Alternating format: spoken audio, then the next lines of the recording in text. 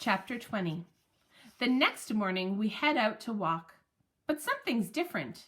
Instead of turning up the street as usual, Hattie and Food Lady go in the opposite direction. Is this the way to the dog park? My nose gets busy sniffing for clues. And right away, I find some. In the grassy park next door, I smell golden retriever and another breed I can't quite identify. Goldie? Patches? Is this where they live? My tail starts going berserk, and with good reason. Hattie and Food Lady turn into the front walkway. I pull them toward the house. The door opens, and out steps Muffin Lady and Angel.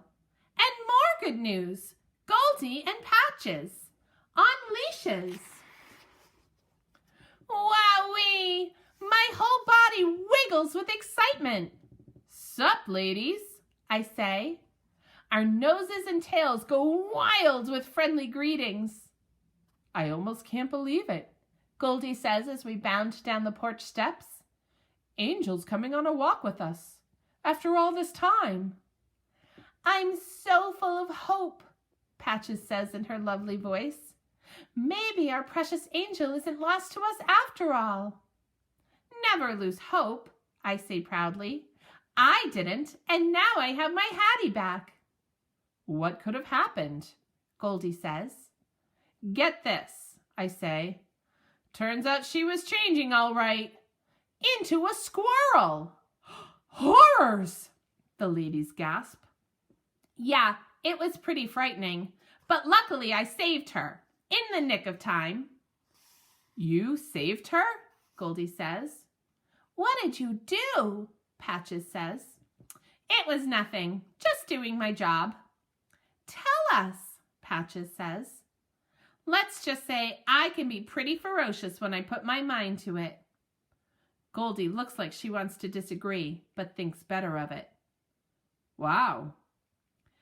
Fenway, Patches says in her loveliest, most admiring voice. You're a hero. Aw, shucks. The humans get busy yapping as we head into the street. Goldie and Patches do not think this is a bad idea, and I confess, I'm getting used to it. The humans turn and go in our usual direction. I hope the ladies don't think we're headed somewhere. I'm tempted to tell them the bad news that we're not going anywhere cool like the dog park, but I don't want to spoil our perfect day. As we stroll up the street, I can't help thinking this is the way it should be. Walking together like a family. We're in the zone, ears back, eyes straight ahead. Except for the humans who are chatting, not looking where they are going, and dragging on the leash. In other words, not behaving at all. But somehow, it's okay. When we pass by the grassy park with the perfectly still dog, he's still there. Ears perked high, gaze fixed, carrying the same flowers in the exact same spot, like he's never even moved. What do you suppose is his deal? I ask the ladies. What? They both say at the same time. Him. I cock my head toward the perfectly still dog. Goldie and Patches exchange glances. They must be as perplexed as I am. Patches looks like she wants to say something, but doesn't. Then Goldie says, Fenway, you've got an interesting way of looking at things. Thanks, I guess. We pass a few more grassy parks, trees, and bushes, then stop at a driveway where a lady human is rubbing sudsy water on a car. Food Lady and Muffin Lady chat with her while a short human skips across the grass, her black silky hair bouncing behind her. She plops beside me and strokes my head. "Aw," she coos, "puppy." Clearly, this short human appreciates a handsome dog. I lick her cheek and she giggles. She smells like glitter and glue.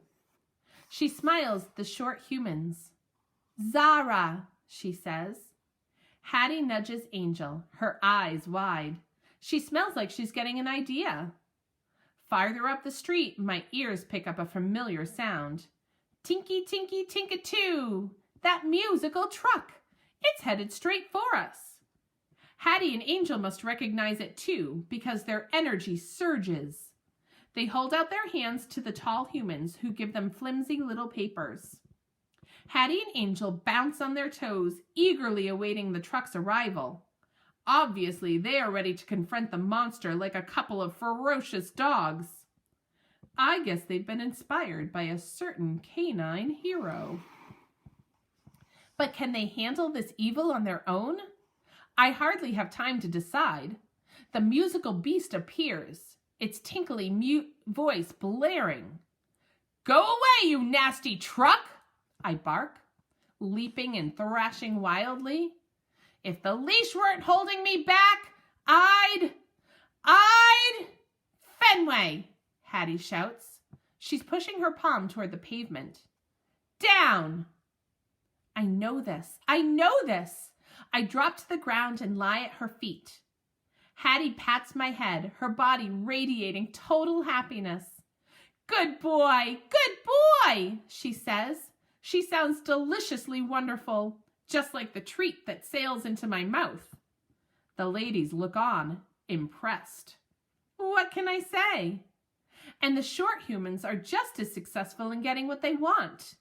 Clearly intimidated, the evil human disappears from the truck window and then returns with ice cream, which Hattie and Angel snatch right out of his hands. That's my girls. As we watch the musical truck cruise off into the distance, I sidle up next to Hattie. Thankfully, I don't have to wait long. A nice glob drops right in front of my paw. Slurp! Vanilla. Back at home, another amazing thing happens. Me and Goldie and Patches head through the side gate and into the dog park. Hooray! Hooray! I romp with the ladies, tumbling and tussling and chasing for a long, long time. It's the most fun at the dog park ever. Eventually, we flop down in the cool grass for a rest. I lay my head next to Patches. She licks my nose. I'm considering a well-deserved snooze when sounds come from the front of the house. Short human sounds. The ladies spring up. We all flock to the side gate to investigate. The short human we met on our walk is skipping up the driveway, a sparkly headband on her head. Hattie and Angel are rushing to greet her. Zara! They cry. Hattie's waving. She's holding the jump rope. Hattie hands one end of the jump rope to Zara. Angel goes to take the other, but then shakes her head, a huge grin spreading across her face. Hattie's eyebrows arch, but then she starts grinning too. She and Zara grip the handles and stand far apart. Soon the jump rope is turning and slapping the pavement in a steady beat. Hattie begins chanting in a sing-song rhythm. The others chant along with her. The jump rope circles over, around, and under a very happy Angel again and again and again. Angel hops up and down, grinning wildly as the jump rope turns and slaps the driveway. Aha! Patches says. So it's a game. I cock my head. What do you mean? Angel's been hopping over a rope like that for days and days, Goldie explains. We couldn't figure out why, Patches says. Goldie's fur prickles. Maybe you couldn't. I always knew it was a game. As I recall, you were just as puzzled as I was, Patches says. Humph, says Goldie. A happy squeal directs our focus back to the gate. We watch the jumping, chanting short humans for a while. Then Goldie snatches a stick and takes off. Me and Patches chase her around the dog park.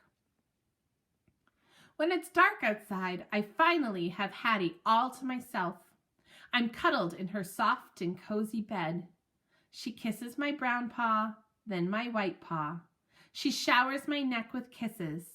I slobber her cheek, and she giggles. Hattie brushes my fur and sings, best buddies, best buddies. It's the happiest moment ever. Me and my Hattie are together forever, and nothing can come between us. Sighing with contentment, I close my eyes, and then I'm sprawled out in the soft and cozy grass. Chipper chatter squawk! An evil squirrel climbs over the fence, his sharp, drooly fangs glistening in the moonlight. I sprint after him. Chipper chatter squawk! It's called a dog park for a reason, I bark. He scurried towards the back fence, where Hattie is crouched down in the grass, her arms wide open. Watch out, Hattie, I bark, but it's too late. That evil squirrel jumps right into her arms. Aww, she coos, caressing his bristly fur. He chippers softly and snuggles against her neck. No, no! Somebody please tell me Hattie's not actually cuddling that nasty creature. He looks back and glares at me. He opens his mouth. Crack! Boom, kaboom! Whoa, that's one loud squirrel! My eyelids pop open. Phew! I'm in Hattie's soft and cozy bed, shuddering. A bright light flashes outside. Rain pounds on the window. This cannot be good.